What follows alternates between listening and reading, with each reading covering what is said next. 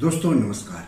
दोस्तों आप किसी भी बैंक में यह सोचकर पैसा रखते हैं कि बैंक में आपका पैसा पूरी तरह से सुरक्षित रहेगा और अगर आप जब चाहें तब अपना पूरा पैसा वापस निकाल सकते हैं। लेकिन क्या ऐसा है? अगर आप ऐसा सोचते हैं तो इस एपिसोड को आखिर तक देखिए। बैंक में अपने पैसों की सुरक्षित रहने की आपकी गलतफहमी दूर हो जाएगी। लेकिन सबसे पहले मैं आप सबसे गुजारिश करता हूं कि चैनल के लिए नए हैं तो सब्सक्राइब कर लीजिए, वीडियो को ज्यादा से ज्यादा शेयर कीजिए ताकि ज्यादा से ज्यादा लोगों तक जानकारी पहुंचे। हो सकता है आपके एक शेयर से आपके किसी अपनों का ही फायदा हो जाए। तो चलिए आगे बढ़ते हैं। दोस्तों अगर आपका खाता असम के तेजपुर के दी महाभैरव कोऑपरेटिव अर्बन बैंक में है तो आपके लिए अच्छी खबर नहीं है। दरअसल देश के केंद्रीय बैंक भारतीय रिजर्व बैंक यानी आरबीआई ने दी महाभैरव कोऑपरेटिव अर्बन बैंक का लाइसेंस रद्द कर दिया है, यानी बैंक पर अब ताला लग गया है। लाइसेंस रद्द करते हुए आरबीआई ने कहा है कि बैंक ने 24 जुलाई 2024 के कारोबार की समाप्ति से बैंकिंग कारोबार बंद कर दिया है, यानी बैंक के बैंकिंग कारोबार पर अब पूरी तरह से रोक लग गई है। रिजर्व बैंक ने कहा है कि 23 जुलाई 2024 के आदेश के जरिए दी महाभैरव कोऑपरेटिव अर्बन बैंक का लाइसेंस रद्द किया गया है। आरबीआई ने साथ ही असम के सहकारी समितियों के रजिस्ट्रार से बैंक को बंद करके बैंक के लिए परिसमापक यानी लिक्विडेटर नियुक्त करने का आदेश भी जारी करने का अनुरोध किया है। रिजर्व बैंक ने दी महाभैरव कोऑपरेटिव अर्बन बैंक का बैंकिंग लाइसेंस रद्द करने की वजह भी बताई है। तो अगर आप किसी बैंक में पैसा रखते हैं तो इन वजहों को आप भी जान लीजिए कि क्यों असम के तेजपुर के दी महाभैरव कोऑपरेटिव अर्बन बैंक का लाइसेंस रद्द किया गया है। अगर आप वजह जान जाएंगे तो आप भी अपने बैंक को लेकर के सतर्क रह सकते हैं। तो जो पहली वजह है वह यह है कि बैंक के पास पर्याप्त पूंजी और आय की संभावना अब नहीं है। दूसरी वजह जो आरबीआई ने बताई है वह है कि बैंक मौजूदा बैंकिंग कानून के कई प्रावधानों का पालन करने में नाकाम रहा है। आपको बता दूं कि हर बैंक को भारत में बैंकिंग कारोबार करने के लिए आरबीआई से लाइसेंस लेना जरूरी होता है और जो बैंक भी बैंकिंग कारोबार करते हैं उनको आरबीआई द्वारा तय किए गए नियम, आदेश, कानून का पालन करना होता है। तो जो दी महाभैरव कोऑपरेटिव अर्बन बैंक है वह आरबीआई के कई निर्देशों के कई कानूनों का पालन करने में नाकाम रहा है। इस वजह से भी बैंक का लाइसेंस रद्द किया गया है। तीसरी वजह है लाइसेंस रद्द करने की कि बैंक को जारी रखना उसके जमाकर्ताओं के हितों के प्रतिकूल है। चौथी वजह है बैंक अपनी मौजूदा वित्तीय स्थिति के कारण अपने मौजूदा जमाकर्ताओं का पूर्ण भुगतान करने में असमर्थ होगा। और पांचवा कारण है बैंक का लाइसेंस रद्द करने का कि यदि बैंक को आगे अपने बैंकिंग कारोबार को जारी रखने की अनुमति दी जाती है तो सार्वजनिक हित पर खराब प्रभाव पड़ेगा। तो इन 5 वजहों से असम के तेजपुर के दी महाभैरव कोऑपरेटिव अर्बन बैंक का लाइसेंस रद्द कर दिया गया है। आपको बता दूं कि यह बैंक 1907 से कारोबार कर रहा था। बैंक ने अपनी वेबसाइट पर इसकी जानकारी दी है। बैंक की वेबसाइट का लिंक इस वीडियो के डिस्क्रिप्शन में आपको मिल जाएगा।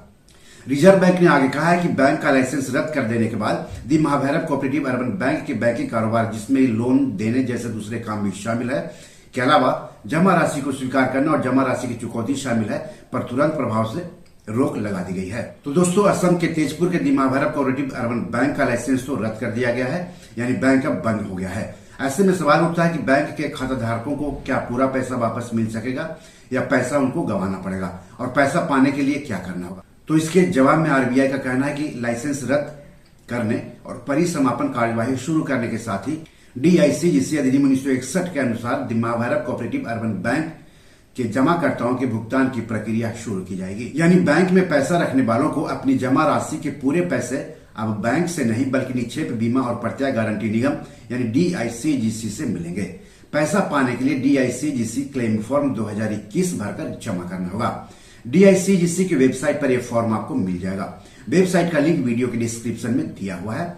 ज्यादा जानकारी आप अपनी बैंक शाखा से ले सकते हैं। परिसमापन के बाद हर एक जमाकर्ता को अपनी जमा राशि का 5 लाख रुपए की मौद्रिक सीमा तक की जमा राशि बीमा दावा राशि का अधिकार प्राप्त होगा, यानी 5 लाख रुपए तक ही वापस मिलने की उम्मीद रहेगी, भले ही आपके बैंक में कितने भी अकाउंट हो और उन अकाउंट में कितना भी पैसा क्यों न जमा हो। कहने का मतलब है कि अगर आपका बैंक में 10 लाख रुपया जमा है तो आपको केवल 5 लाख रुपया ही मिलेंगे, बाकी के 5 लाख रुपए भूलना होगा। अगर बैंक में 6 लाख जमा है तो 1 लाख रुपया भूलना होगा। अगर 7 लाख जमा है तो 2 लाख रुपया भूलना होगा। केवल 5 लाख रुपए तक ही आपको वापस मिलने की उम्मीद रहेगी। बैंक का लाइसेंस रद्द करते हुए आरबीआई ने आगे कहा है कि डीआईसीजीसी ने बैंक के जमाकर्ताओं से प्राप्त सहमति के आधार पर 13 जून 2024 तक डीआईसीजीसी अधिनियम 1961 की धारा 18A के प्रावधानों के तहत कुल बीमाकृत जमा के 20 करोड़ 3 लाख रुपए का भुगतान कर दिया गया है। आरबीआई का कहना है कि बैंक द्वारा दिए गए डेटा के अनुसार 99.80% जमाकर्ता DICGC से अपनी पूरी जमा राशि प्राप्त करने के हकदार हैं, यानी 0.20% जमाकर्ता अपने पूरे पैसे पाने में नाकाम रहेंगे। दोस्तों, सवाल यहीं पर उठता है। सवाल यह है कि बैंक के बाकी 0.20% जमाकर्ताओं को उनका पूरा पैसा वापस क्यों नहीं मिलना चाहिए?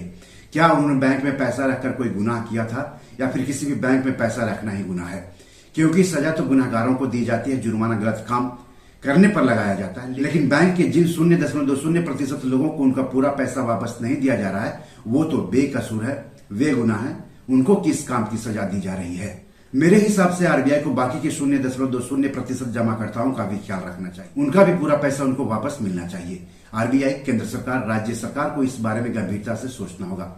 बैंक ग्राहकों को भी एक प्लेटफॉर्म पर आकर सरकार से इसकी मांग करनी होगी। सरकार और आरबीआई को बैंक के लाइसेंस रद्द होने या डूबने की स्थिति में सभी बैंक ग्राहकों के पूरे पैसे वापस दिलाने के लिए कानून बनाना चाहिए। यह एक ऐसा कानून है जिसमें दोषियों और जिम्मेदार लोगों के खिलाफ सख्त कार्रवाई के बजाय उन लोगों के खिलाफ कार्रवाई की जा रही है जिन लोगों ने अपनी मेहनत से कमाए पैसों में से पाई जमा करके बैंक पर भरोसा करके उसमें पैसा जमा किए थे। तो दोस्तों, 1907 से कारोबार कर रहे दिमाग भैरव कोऑपरेटिव अर्बन बैंक के ग्राहकों को पैसे वापस लेने के लिए अब परिसमापक से संपर्क करना होगा। परिसमापक जमाकर्ताओं की राशि के हिसाब से लिस्ट बनाता है, बैंक की संपत्ति की लिस्ट बनाता है, जमाकर्ताओं को कितनी रकम वापस करना है उसकी लिस्ट बनाता है और उसे DICGC को सौंपता है। दोस्तों, ऐसा नहीं है कि आरबीआई ने असम के तेजपुर के ही दिमाग भैरव कोऑपरेटिव अर्बन बैंक का लाइसेंस रद्द किया है, बल्कि इससे पहले भी हाल के दिनों में बहुत सारे बैंक का लाइसेंस रद्द किया है आरबीआई ने। तो कुछ बैंकों के नाम आप भी जान लीजिए, हो सकता है उनमें आपका भी बैंक शामिल हो। तो चलिए कुछ बैंकों के नाम जान लेते हैं जिनके लाइसेंस रद्द किए गए हैं हाल के दिनों में। आंध्र प्रदेश के अनंतपुर जिले के उरपकोंडा स्थित उरपकोंडा कोऑपरेटिव टाउन बैंक का लाइसेंस रद्द किया गया है। कर्नाटक के मांड्या जिले के मदुर स्थित शिमशा सहकारा बैंक नियमितता का लाइसेंस रद्द किया गया है। उत्तर प्रदेश के वाराणसी के बनारस मर्केंटाइल कोऑपरेटिव बैंक का लाइसेंस रद्द किया गया है। उत्तर प्रदेश के गाजीपुर के पूर्वांचल कोऑपरेटिव बैंक का लाइसेंस रद्द किया गया है। इसके अलावा राजस्थान के पाली के Sumerpur mercantile urban cooperative bank का लाइसेंस रद्द किया गया है। महाराष्ट्र के हिंगोली के बसवंत नगर स्थित जयप्रकाश नारायण नागरी सहकारी बैंक का लाइसेंस रद्द किया गया है। तो ये तो है कुछ बैंकों के नाम, इसके अलावा बहुत सारे बैंकों के लाइसेंस रद्द किए गए हैं।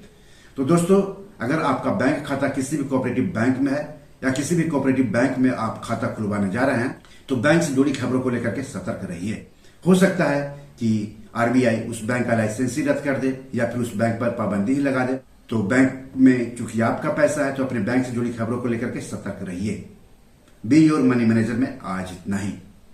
एपिसोड कैसा लगा हमें जरूर लिखिएगा। इस एपिसोड या पैसों से जुड़े कोई सवाल हो तो जरूर पूछिएगा। और आरबीआई ने इस बैंक का लाइसेंस रद्द किया है, उसके बारे में आपका क्या कहना है, कमेंट बॉक्स में जाकर हमें जरूर बताइए। धन्यवाद, नमस्कार।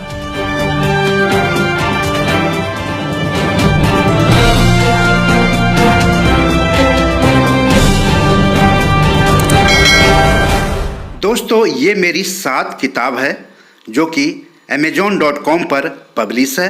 आप इसे डाउनलोड करके पढ़ सकते हैं। इन किताबों के लिंक्स इस वीडियो के डिस्क्रिप्शन में दिए हुए हैं। इन 7 किताबों में से 5 किताब मनी मैनेजमेंट पर है, यानी पैसा निवेश करके अधिक पैसा कैसे कमाएं पर आधारित है।